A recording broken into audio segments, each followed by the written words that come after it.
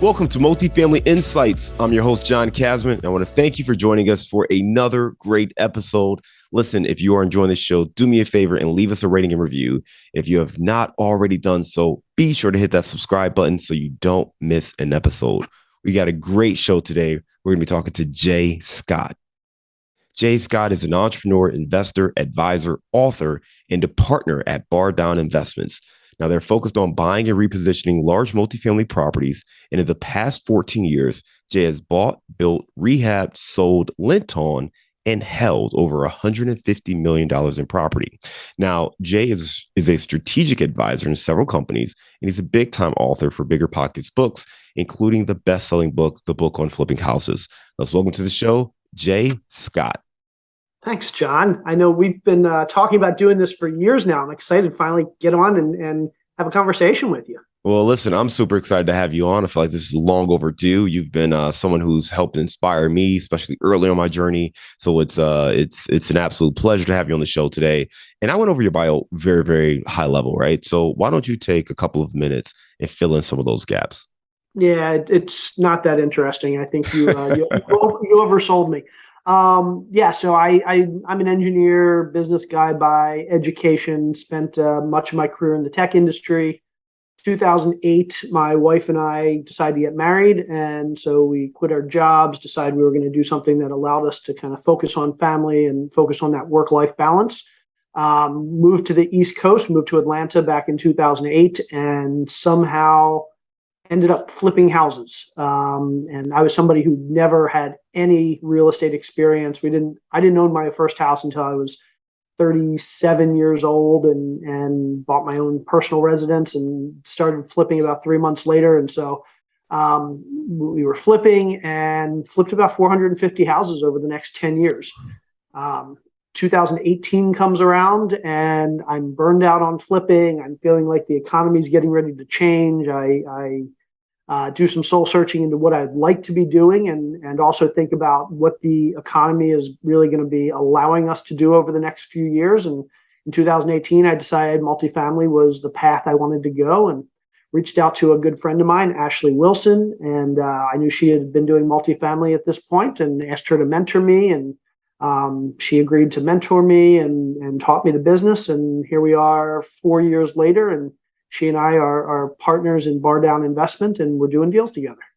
I love it, man. And you talked about, really making that change from your family, right? You got married, you wanted a different lifestyle, you wanted to be able to be home and be flexible. So you went into flipping. You flipped 450 houses in 10 years. That's 45 houses a year, which is just insane. So we're going to come back to that in a second.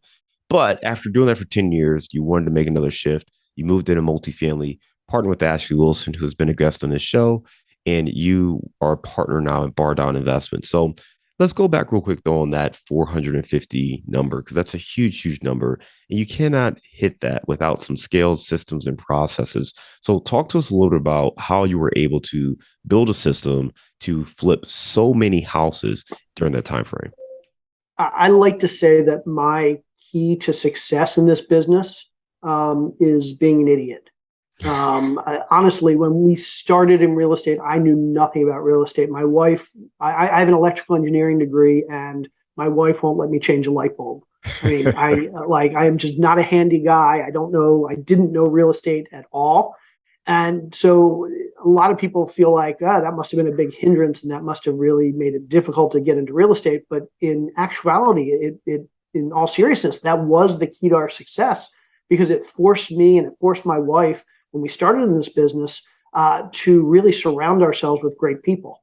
So I didn't know how to find houses, so I had to find people to help us acquire deals. I didn't know how to renovate houses, so I had to find people that could project manage and deal with the contractors and put together the scopes of work. We didn't know anything about selling houses or staging or designing, so we had to find people that could help us with that. I knew nothing about raising capital or how capital stacks work. So I had to find some smart people that did that. And so basically, instead of the way a lot of people start in this business, which is they're handy, they know real estate, and they may have been a contractor or they may have been a project manager, and they're like, okay, I'm just going to jump in And on day one, they're swinging their own hammer and they're hiring their own contractors and finding their own deals. I couldn't do any of that. I basically had to put myself in the position of CEO and hire people to do all the other stuff, not because I was smart, but because I didn't know how to do any of that other stuff. And what I realized was being in that CEO position, it gave me the opportunity to really focus on scaling the business and building the business and creating a business that wasn't just flipping houses. It was a business. And being a business guy previously, basically, I knew that every business is basically the same. You have to find your product or define your product. You need to be able to deal with supply chains. You need to be able to deal with financial statements. You need to be able to deal with hiring employees. You need to be able to deal with inventory issues and cash flow issues. You need to be able to deal with sales and marketing. And all of these things are common amongst all businesses. So when I got into real estate, instead of treating it like a real estate business, which I wasn't smart enough to do, I just treated it like a business. And I said, let's hire people that will really know how to do the real estate side of the business thing. And I can focus on the systems, the processes, and the scale. Man, some great insights right there, Jay. I mean, you talked about really being ignorant to how real estate worked actually led to your success. And that's really insightful because you focused on finding people who are experts, right? And if you can find the experts and surround yourself with those people, now you can lean on their experience and you can focus on running an organization. And that's what you did in that CEO role. And I think that's just a powerful insight because so many people try to learn every aspect of real estate so they can get really good at it before they're willing to pull a trigger. But instead, if you could just find people who are good at it, and it almost reminds me of that book, Who, Not How, but figure out who can help take something off your plate or do a specific task and then work with those individuals. So that's a great insight on being able to scale. Let's fast forward a little bit, right? You mentioned 2018, started to get a little concerned with the economy, started to get a little burned out with flipping these houses, and you wanted to make the transition to multifamily. Was there a specific trigger? And once you realized that you wanted to make this move, what was your process to say, okay, now how do I go from being this house flipper to a multifamily investor?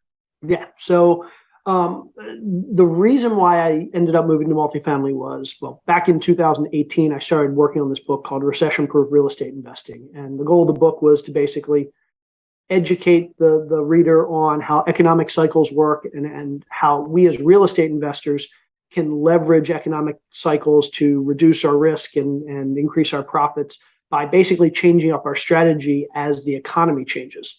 And so as I was researching for the book, one of the things that really struck me or stuck out at me was the fact that during recessionary periods, commercial real estate tends to do very well. Or if not very well, it at least tends to be more resilient than other asset classes, more resilient than stocks, more resilient than collectibles, more resilient than crypto, obviously, recently. And so commercial real estate has just a lot of properties that just make it a good investment during recessionary periods. And so one of the biggest is that real estate in general, single family real estate in general, what are values based off? Single family houses, the value is based off of other single family houses next to them. If I buy a house and three other houses in the neighborhood sell for $50,000 less over the next month, well, my house just dropped $50,000 in value because the way single family houses are valued is an appraiser will come in and say, what is other similar things, what have they sold for? Commercial real estate is valued differently. Commercial real estate is valued based on the income the properties generate.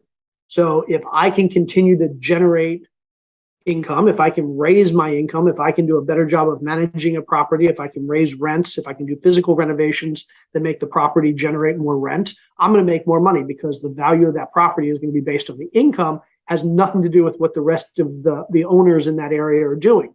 And so that was the first thing I liked. I liked the fact that properties are valued based on their income. And if you look at the historical chart of rents in this country, nationwide, rents have never gone down in the past 100 years.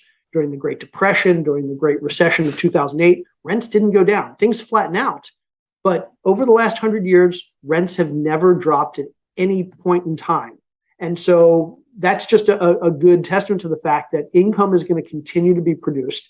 There is a multiplier that's involved, cap rates, for anybody that's done commercial real estate, and that multiplier can change. But income is typically, or rent is typically going to continue to go up. And so that's the first thing I like. Second thing I liked is typically the reason we head into recessions is because we have inflation. And that inflation leads to the Federal Reserve raising interest rates, which slows down the economy. And people don't like inflation. Inflation isn't good for individuals, isn't necessarily good for a lot of small businesses, but inflation is good for real estate investors. So inflation translates to higher rents, and also inflation allows you to take advantage of leverage. You basically locked in fixed rate debt and you pay it off with inflated dollars. So inflation is good for real estate investors. And if I believed, which I did back in 2018, that we were heading towards a recessionary period, it was likely we were heading towards higher inflation. And so that was another reason that I really wanted to be in commercial real estate. So those were kind of the two reasons that led me to commercial real estate. Now, the question of what did I do to actually learn the trade and actually get some experience, first thing I did was admit I had no idea what I was doing. I was actually terrified. Like, everybody thought of me as this expert in residential real estate. And so I felt like I really should know how to do multifamily. Isn't it just single family, but more units? More units, yeah.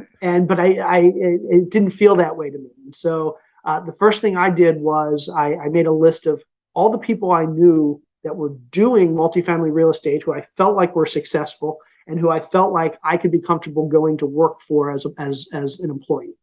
And then I narrowed that list down, and the top of that list was a friend of mine, Ashley Wilson, somebody I had known for several years. We had talked about working together for several years in different asset classes. She moved into multifamily while I stayed in single family. But I was comfortable reaching out to her. And so what I did was I basically called her up and I said, Ashley, I really want to learn multifamily. This is what I propose. I will come work for you for a year. You have access to me, my efforts, my knowledge, my time, my resources, my money, anything you need for 1 year.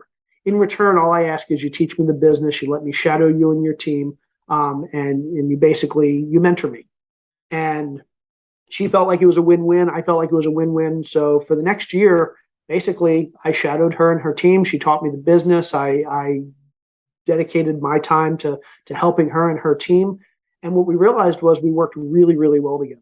And it gave us kind of a trial period, as we weren't partners at the time, but it gave us a trial period to work together, and made us both realize that it would make a good partnership. And after that, we ended up becoming partners in the business, and we've been working together for several years now. Man, I love that. And you know what? There's so much there, right? So one, having a good friend that you could call on and say, hey, here's where I'm at. Would you teach me the business? And she was willing to do that. But I think more importantly that, there's an ego that you didn't allude to, but you talked about being, recognized as this big time residential investor, big time flipper, 450 houses flipped. You literally wrote the book on flipping houses. That's the name of it, the book on flipping houses. So for you to look at it and say, you know what, I don't know this space. I need help. I need a mentor. I need someone who actually has more experience. The humility it takes to admit that and go seek that person out, I think it's something that is really insightful for all of us and all of our listeners, because a lot of times you feel like you've got some success, you've done something, and maybe the confidence is there, and it isn't really rooted in putting in the work in that specific sector or doing that specific thing. And it just shows that if a guy like Jay Scott can go out there after flipping 450 houses, writing books, speaking on tours, and all sorts of other things, that you can step back and say, I need a mentor in this space. This is probably something where anyone, if you're looking to be a successful multifamily investor, you want to surround yourself with people who are already doing it and operating at a successful level so you can learn and grow from that standpoint. So I just appreciate you sharing that story and recognizing that, where you were with your journey and what you needed to make that shift and to grow. Talk to us right now about kind of where you're at with Bar Down Investments. Where do you invest? What kind of properties are you looking at? And given what's going on in the marketplace, are you guys still buying? Yeah. So our primary market is Houston, Texas. We're looking at some additional markets, though over the last couple of years, it's been pretty difficult to break into new markets just because when you're doing large properties, we focus on 150 units and above, typical value add stuff, properties that need either physical renovation or management overhaul or both. A lot of times those types of properties are going through brokers. And when the market's been super hot over the last 5 years, brokers are too busy to talk to us. I felt like it was very eye opening for me. I felt like I had a really good name in the single family space, and anybody that was in the single family space that I wanted to talk to, I could kind of send an email saying, "Hey, this is Jay Scott. If you don't know who I am, this is what I've done. Can I jump on the phone with you?" And everybody would be excited to talk to me. Get into the multifamily space, and they're like, "I don't care what you've done in the single family space. I don't care how many houses you've flipped. That doesn't give you any credibility in my space." And so that was pretty eye opening for me. And so it was difficult for me, or even Ashley, or basically anybody we knew, to break into new markets, because it can take months and years to build relationships with brokers. And when the market's so hot that brokers don't have time for new buyers, you can't even start the clock on that months and years. I couldn't get brokers to even give me an initial phone call. So it was really tough. Now, luckily, these days, the market's softening, and brokers are finally starting to return our calls, and we have enough success and track record that we can say, "Hey, we've actually done things in this market or in this asset class." But that's only as of recent. So we've been focused on Houston because that was the one market that we had a lot of good broker relationships. We focus on larger properties, well, 150 units and above, Class B typically, built between 1980 and 2010, low, mid-rise apartment complexes that need either some physical renovation or management renovation. And I think part of the reason we've been successful with those properties is because we're very specific about what we're looking for. We turn away a whole lot of deals. And a big thing that I've learned over the last couple of years moving into the multifamily space is that too many investors like to try and make too many deals try and work. They'll get a deal across their desk that doesn't fit their what we call the buy box. So again, our buy box, 150 units plus Class B, this, and this. And if I get something that's 130 units, instead of saying, "can I potentially make this work?" I'll say, "Nope, it's not in my buy box. Get rid of it." And it saves me a lot of time and a lot of headache. It saves me from having to figure out how to analyze deals that are outside of my buy box, or how to manage deals that are outside of my buy box. And I find way too many investors are willing to consider any deal that crosses their desk.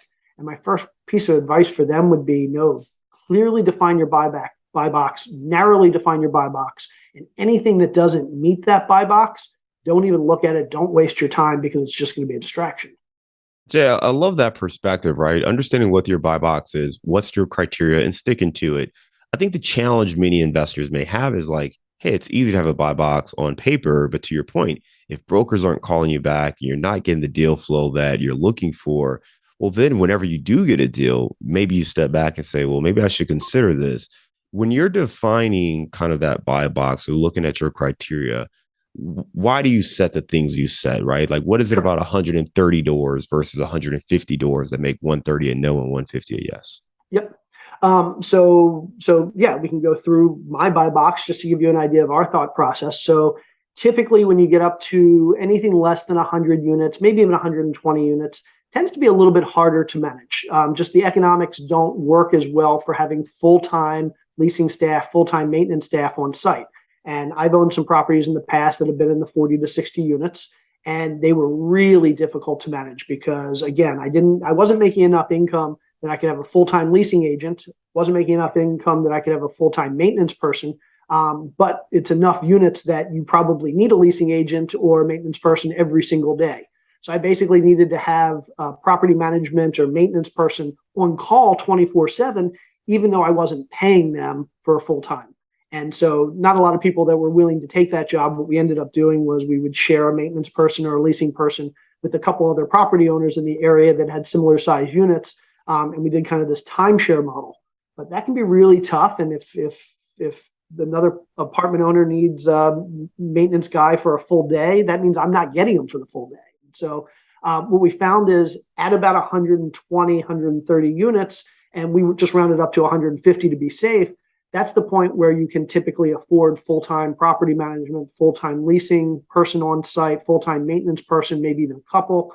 And so for us, the 150 units really is saves us a lot of headache type metric.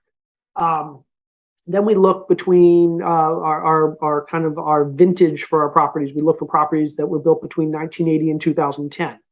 The reason we don't like earlier than 1980 is because typically that those properties are going through 3 full cycles of renovation at this point. Anything before 1978 is likely, not likely, but potentially facing lead paint issues. And anything from the 70s and earlier, a lot of times you have older electrical, older plumbing, maybe even older mechanical systems that can be very expensive and very difficult to replace. I'm not saying that these aren't properties that a lot of people wouldn't want to buy, and there's value there. But for us, we like a property that we can typically bring from a C plus or B minus class up to a B plus or an A minus class.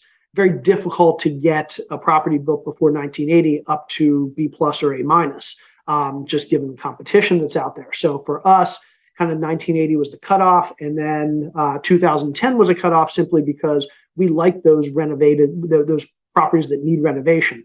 Typically, anything built after 2010 probably doesn't yet need much renovation. So again, it allowed us to narrow our buy box to that 1980 to 2010. We have a lot of construction experience between Ashley and myself. She's flipped a lot of property. She comes from a family of developers. I now, after flipping a lot of houses, have a lot of renovation experience. So we like properties that need a lot of work. And also it's a differentiator for us. It gives us the ability to take on properties that other investors don't want to take on. We're not scared of structural issues. We're not scared of fire properties or properties that need to be knocked down and rebuilt, or buildings that need to be knocked down and rebuilt. These things don't scare us. And so it gives us an opportunity to kind of differentiate ourselves. So we look for properties that need physical renovation. We have a fantastic property management team, and we like to think that part of our secret sauce is our amazing property management team in Houston. So we're not scared of properties that need heavy management turnaround, or properties that are managed really poorly. We like that as well. And so all of these things kind of factor into us being able to say, this is the specific type of property that we want, and it allows us to narrow down what we're asking brokers to send us. One thing that I've learned over the last couple of years is that if you tell a broker, just send me anything you have, that's going to basically tell the broker he's not serious or she's not serious. Brokers like to hear, here's our buy box, 150 units built after 1980, heavy value add, blah, blah, blah, blah, blah. Because when they hear that, they know this person has actually thought about what they're looking to buy. And they're not just kicking tires. They're not just looking to underwrite a million deals and not get any. They know what they want. They're going to go after what they want. And they're probably going to end up getting what they want. Brokers like to hear that, and that gives us credibility as well. Yeah, and Jay, just to build on that last point, the reason brokers like that as well is you've given them a shopping list for them, right? Mm-hmm. So now they know exactly what deal might be right for you versus just blasting it to the group. You want a broker to keep you in mind. Well, they have to know what to keep you in mind for. If it's the same thing everyone else wants, well, that's not very helpful. But if they're looking at deals like, oh, I don't know, you know what? This is the kind of deal that might be great for Jay. I know who might be the right buyer for this. That's what you want a broker to think when they see a deal or an opportunity, is like, this might be right for that guy. And that's, if you can do that, that's going to set you apart and allow you to see more deals off market, particularly than if you're just doing the same thing everyone else is. But to your point, that credibility is key. Having that buy box, understanding the vintage, the age of the property. You want to have some reasons there, right? And maybe this doesn't apply for you. Maybe your market's different. That's completely fine. But I want you to understand like why Jay thinks the way he thinks on his buy box. Maybe you're fine doing a 20 unit or a 50 unit because you're going to self-manage it. Completely fine. It's just understanding why you're making the decisions you're making, so you're not just changing it on the fly. If you're saying you want to do 100 units, then stick to 100 units, but you should have a reason for 100 units. Don't just arbitrarily pick 100 units just because you hear that's what other people are saying. So just make sure you're taking the time to build that criteria so you know exactly what it is that you're looking for. Absolutely. And the worst thing you can do is you can build a relationship with a broker and then not be responsive when that broker starts sending you deals.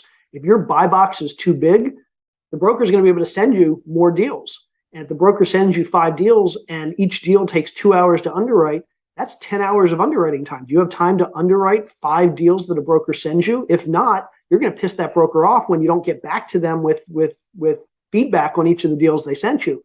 Better to have a smaller buy box where the broker only has 1 or 2 deals that even fits the buy box. And then you can underwrite those deals. You can give them good feedback on those deals. and you keep the broker happy and the broker engaged, and you don't make them feel like they're wasting their time by sending you all these deals that you're asking for. It also allows you to be really clear on what is a deal for you. I think that when you underwrite a lot of deals or you understand your market really well, or kind of what you're looking for, you'll be able to see the deals and the opportunities. You'll be able to pounce on those opportunities because you'll have seen so many deals, or you'll know exactly what it is that you want, that when you see it, you can pull the trigger versus, again, you underwrite a bunch of stuff, everything's all over the place. And maybe you're now questioning yourself or questioning your numbers because maybe you don't know this area as well, or maybe you don't know something specific. So the more direct you can be, the more concise you can be, the easier it's going to be actually to do these deals. Jay, I want to transition a little bit here because we mentioned that you wrote the book on flipping houses, you wrote the book recession-proof real estate investing, and you are really an accomplished author. I know you've got a new book that's getting ready to come out now. Talk to us about this new book and what inspired you to write it. Yeah. Thank you. I appreciate you asking. The book is called Real Estate by the Numbers. And basically, the thesis behind the book was if I were to rewrite the title of the book, I'd probably call it How to Think Like a Real Estate Investor, How to Think Like an Investor. Because the book is really all about the strategic concepts, the strategies, the metrics, the math, the financing that go into being a successful investor. It's not about any one particular strategy. It's not how to flip houses or how to do multifamily or how to buy self-storage. It's really about, at a higher level, how do you as an investor think about analyzing deals, think about analyzing markets, think about your business, and so that you can make better decisions. And so the book's broken up into 5 parts, but one of the parts is all about strategic concepts that all investors need to understand. So these are things from really basic stuff like how does interest work? How does compounding work?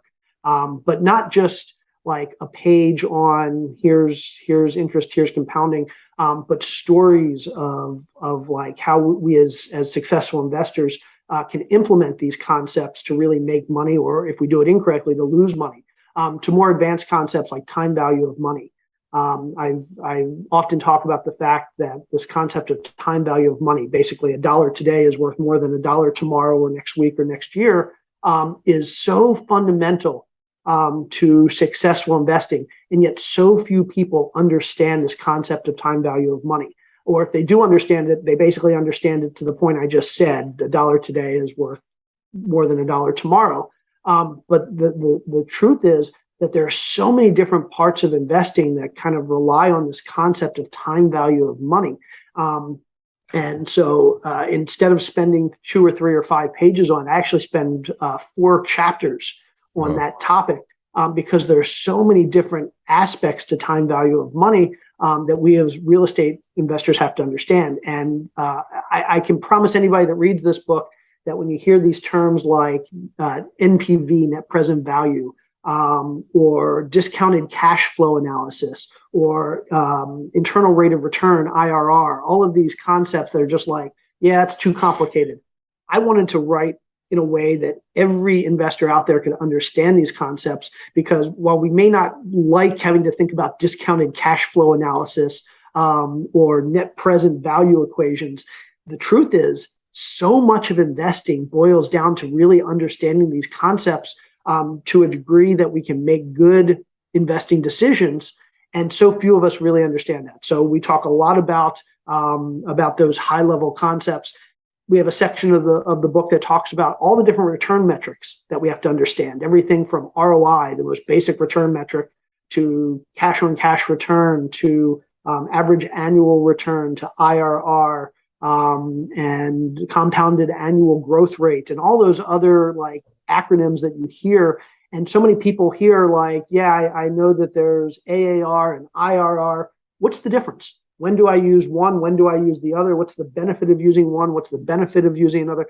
And most importantly, what do those terms even mean in conceptual terms? Like the numbers are fine, but what do they really mean? And so we devote a whole part of the book to dealing with that. And then we devote a whole part of the book to dealing with capital stacks. How do debt and equity work together to make deals come together? And how can you use debt and equity in creative ways to do more deals and better deals and increase your profits? And then we have a whole section of the book that's basically analyzing deals, and all different types of deals. Like, how do you analyze them? What metrics do you use? What questions do you need to be asking? It's soup to nuts how to strategically think like a real estate investor. And I apologize, I've been rambling on, but I'm excited about this book because of all the books I've written. I feel like this one hopefully should have the biggest impact on the investor landscape of anything I've written in the past. I love it, man. Well, listen, if you want to check out that book, you can go to numbersbook.com and you can check it out there, numbersbook.com. And it's available for pre-order right now. It'll be available for purchase starting October 13th. So check that book out there. And Jay, I want to talk to you as well about one other thing, right? You are big into the economy, right? We've talked about this a number of times, both in person and other mediums. You write often, and a lot of Facebook posts you make are about what's going on in the economy.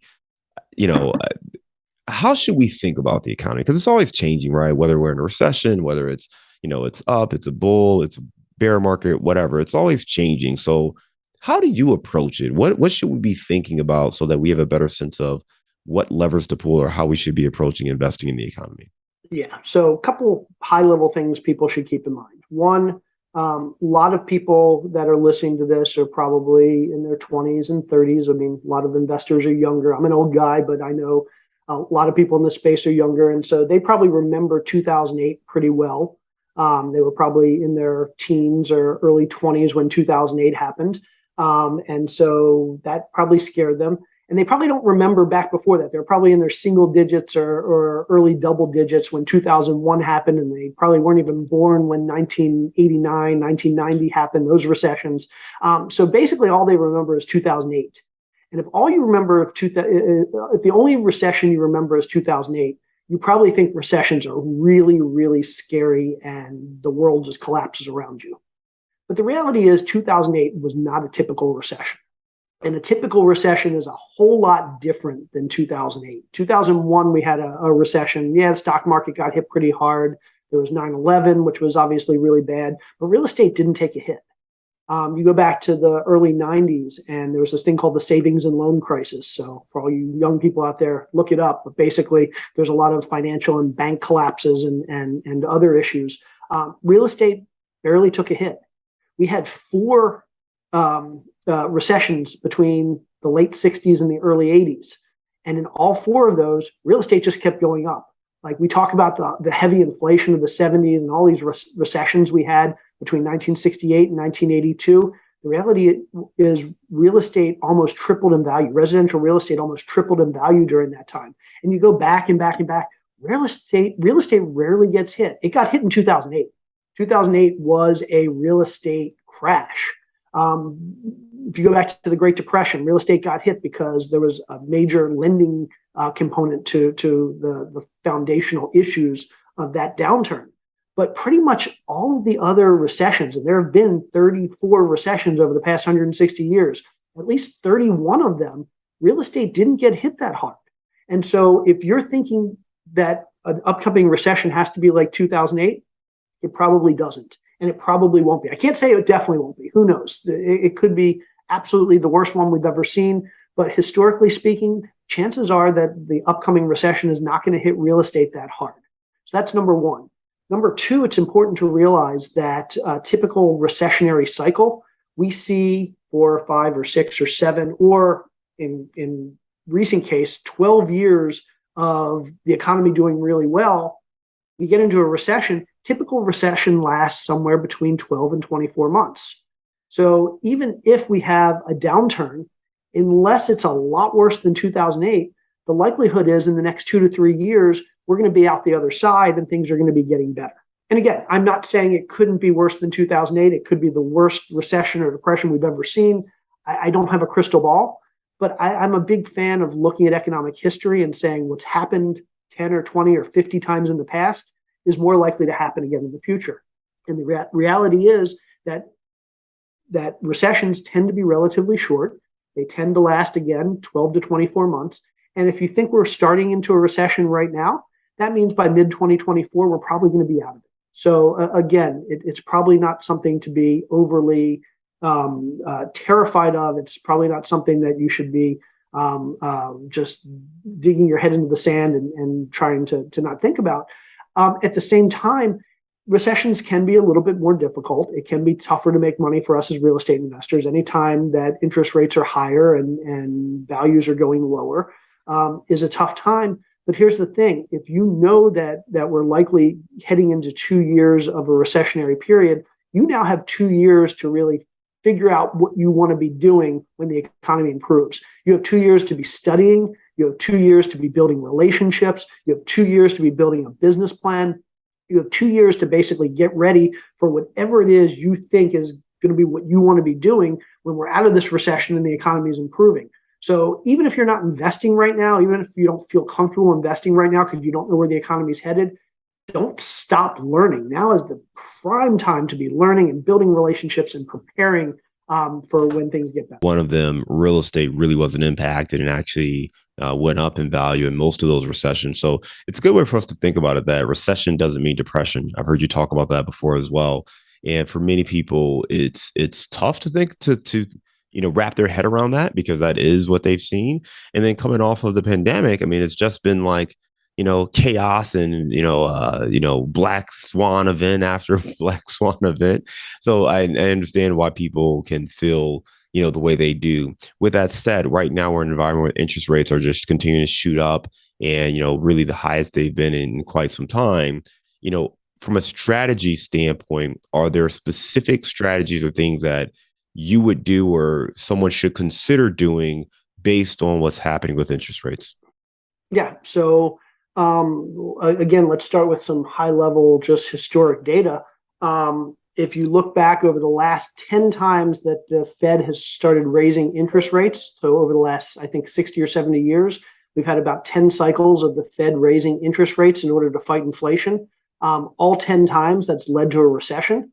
And all 10 times that recession has led to the inflation dropping and the Fed then reducing interest rates. And the average period of time between the Fed starting to raise interest rates and the Fed starting to lower interest rates is 2.2 years. The longest period of time between the Fed starting to raise interest rates and the Fed starting to lower interest rates is 3 years. So again, if history is any indicator, then it's probably safe to say that 3 years from when the Fed started raising interest rates, which was about 6 months ago, we can expect that interest rates will start coming down. And more likely, it'll be closer to 2 years. So we're probably about a year and a half away from interest rates coming down. Worst case, we're probably 2.5 years away from interest rates starting to come down. So with that in mind, here are some things that I think about. As commercial investors, we're often thinking about what kind of debt we want to get. And typically, we have two choices. We can get long-term fixed rate debt. It's like Fannie Mae, Freddie Mac type 10-year fixed rate debt. Or we can get bridge debt, so 3-year, 4-year, 5-year floating rate debt, where interest rates go up and down. And it's good if interest rates come down, but it's shorter term debt.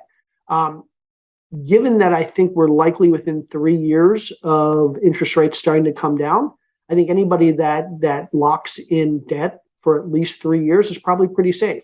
And I wouldn't be locking in long-term fixed rate debt like Fannie Mae, Freddie Mac debt, especially since that debt has high prepayment penalties. If you want to pay it off in 3 years to refinance and get lower rates when rates start coming down, you're going to pay a big prepayment penalty.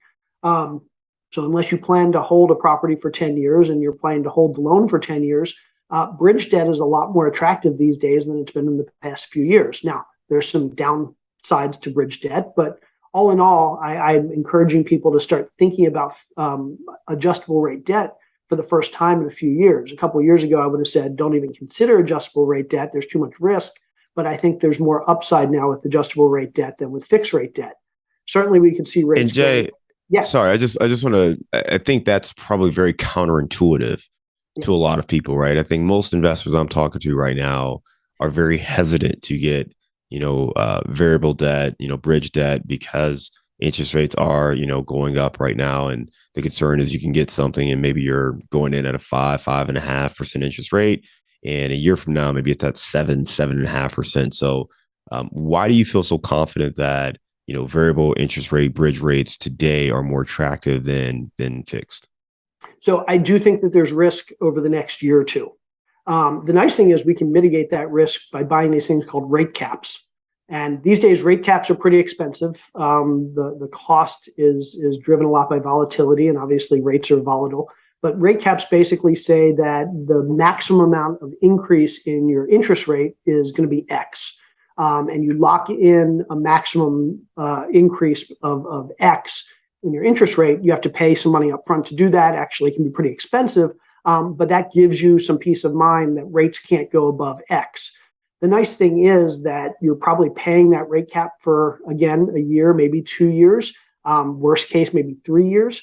But after that, you're going to get the benefit of rates going down. You're also going to get the benefit of being able to refinance without paying huge prepayment penalties. So the one big difference between commercial debt and residential debt is if you get a Fannie Mae, let's say a Fannie Mae loan on a single family house, typically you can refinance that or sell the property and get rid of that debt without much of a penalty.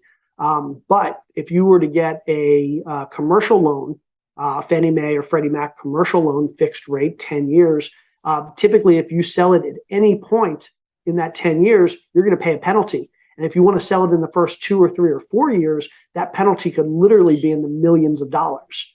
And so it makes it very difficult if in 3 years interest rates drop for you to be able to refinance without paying a huge penalty. So for me, I'd rather pay that same part of that same penalty in rate caps up front, where I have the opportunity to at least benefit if rates go down, than pay that penalty in terms of prepayment or yield maintenance and not get the benefit if rates go down. Yeah, I mean, great insight right there. And obviously, this is going to depend on your business plan when you are selecting a loan. The loan has to match the business plan, but other things to think about. And I love just the perspective you bring there. Again, if you want to learn more about Jay Scott, he's got some great books. You can check out the new one, which is, Real Estate by the Numbers. You can check that out at numbersbook.com. And then on the BiggerPockets site, you've got, a couple other books you wrote, the book on flipping houses, and then recession-proof real estate investing. So check out any of those books there. Jay, we are going to go to our round of insights. Are you ready? Absolutely. All right. Give me a failure or an apparent failure that sets you up for later success. Yeah. So I have so many failures. My kids and I, we have this thing, like when we sit at the dinner table at night, we don't talk about the things that went well during the day. We like to talk about the failures because we need to normalize that. We really need people to understand that failures are a good thing, not a bad thing. And the more failure you have, like the higher likelihood you're not a quitter and you're eventually going to hit success. I'd say the biggest failure I've had was actually not in real estate. Back in 2014, I started a small tech business, kind of building an educational product, and put about $200,000 into that business, and even more importantly, put about 5,000 hours into that business over 2 years. And at the end of the day, that business failed. We just couldn't make it work. And it was really hard for me because I felt like everything I had touched for the past 5 or 10 or 15 years had turned to gold. I picked the right companies to work for. Real estate was going great. A couple other businesses that I had been part of were going great. And so it was kind of the first big business failure I had had. And it was really humbling. And it was a good reminder that no matter who you are or what you do, there's risk in everything. And yeah. Love it. Thank you for that. Give me a digital or mobile resource you recommend for your business.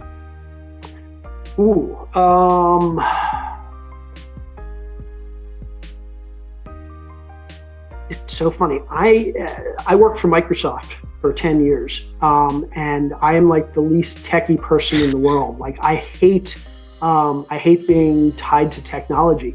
Most of the tech that I use is basic stuff. So I use the Notes app on my phone to just record ideas and thoughts that I have. Excel and Gmail are probably as sophisticated as I get.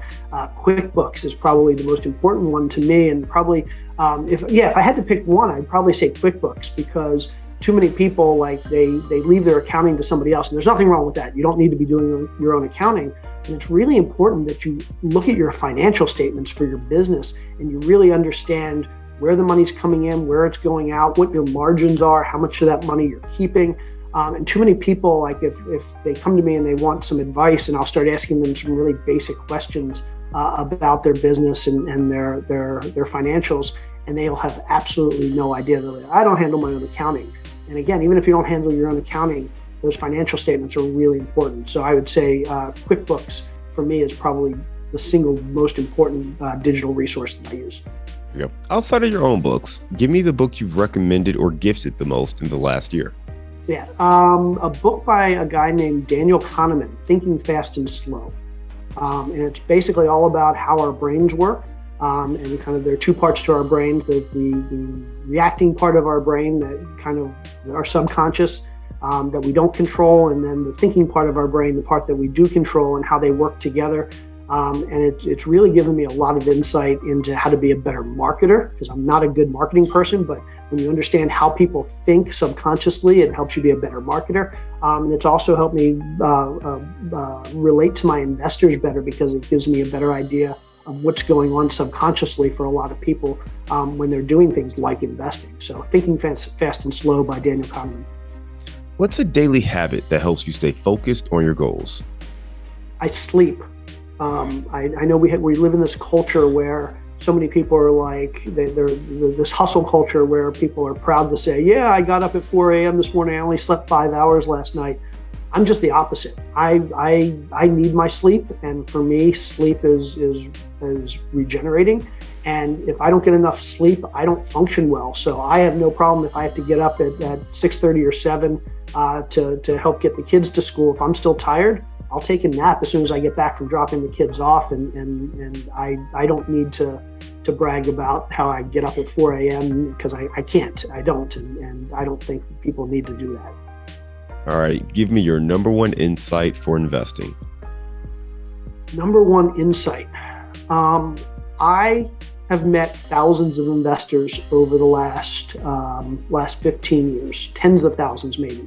And what I've found is that they tend to fall into two categories.